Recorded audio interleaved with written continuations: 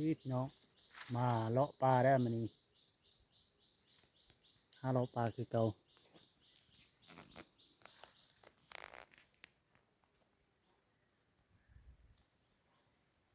ฮะฟังใหม่พี่น้อง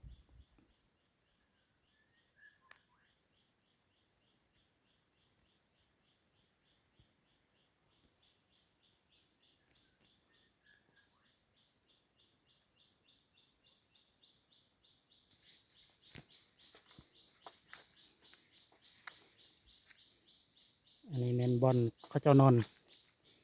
เธอก่อนเนาะเขาอยู่มาโดนหรอกอันนี้ก็คือบานเก่าเขาเจ้านี่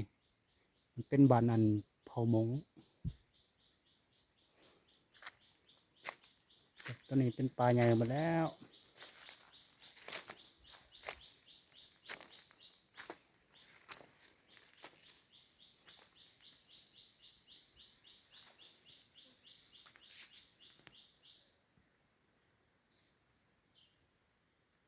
มันจะมากไหม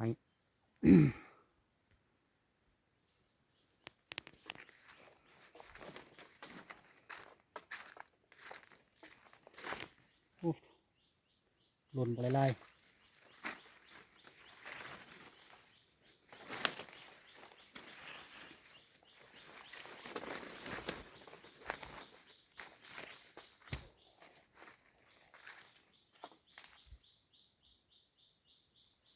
พุ่น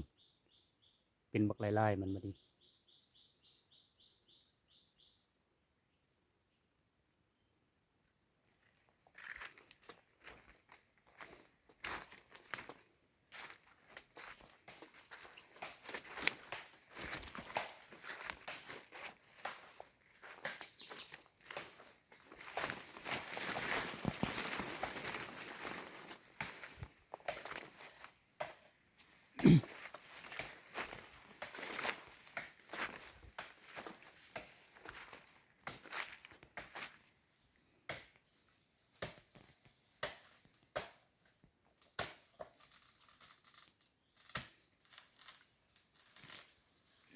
ปรับมันมุ้ยเนาะพี่น้องเนาะ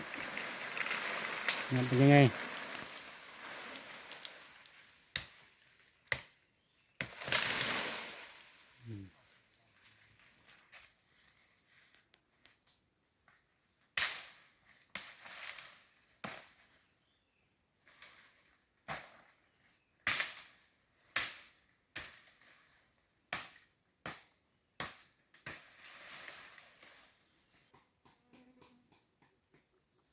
น่าจะมีแลนด์นี่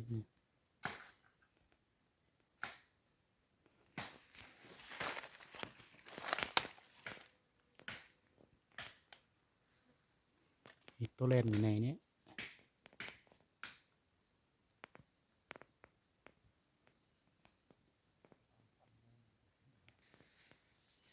จะมาตัด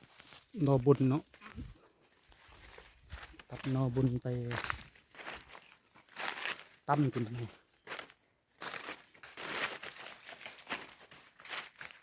มา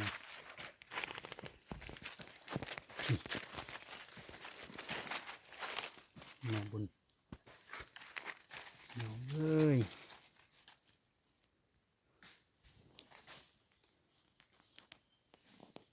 มันก็นอไหว้ได้เนี่ยใส่นี่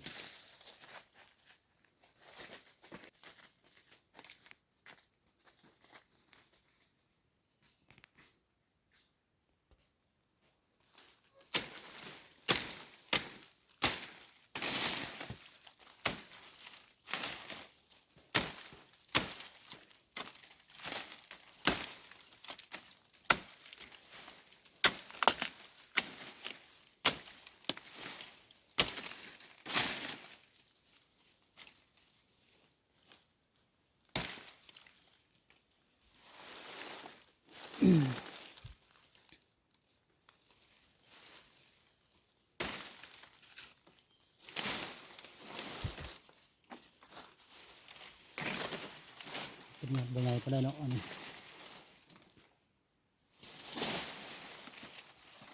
มันกำลังสิเป็นมาร์กเนี่ย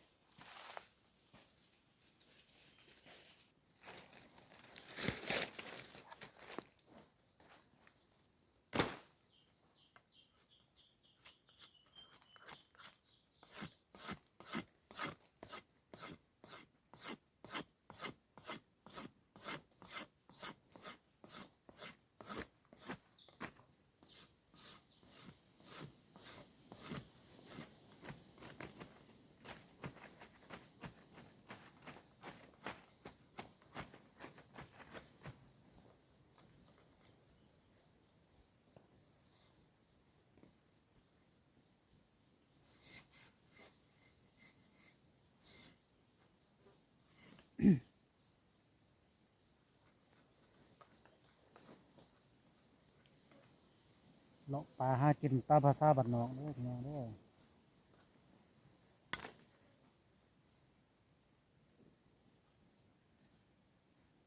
ถือว่าเรียบร้อย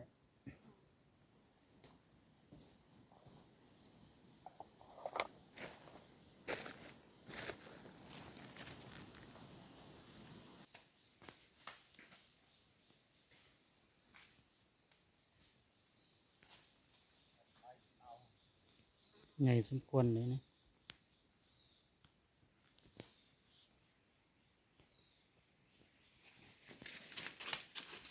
ไปให้ฮะ นอนยังพี่น้องปลาคัก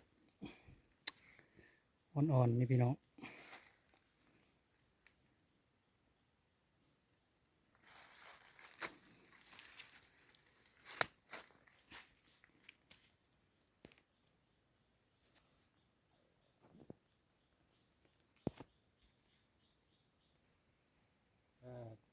แต่ว่ามาเลาะปลาเนาะพี่น้องเนาะมาเลาะหาอยู่หากินแล้วมาสบตัดบุญหยัดไหวนี่ มันยาวๆพี่น้องโอ้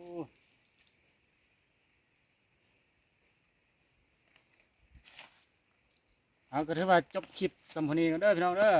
บ๊ายบาย